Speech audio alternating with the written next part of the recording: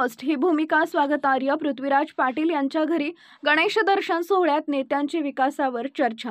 राजकारण निवडणुका होत राहतील, मात्र सांगलीच्या विकासाला योग्य दिशा आणि गती देणं महत्त्वाचं आहे। त्यासाठी भाजप पूर्ण ताकद देईल। त्यात सांगली फर्स्ट ही पृथ्वीराज पाटील यांनी घेतलेली भूमिका अत्यंत महत्त्वाची आणि स्वागतार्ह आहे, अशा शब्दात विविध मान्यवरांनी कौतुक केले।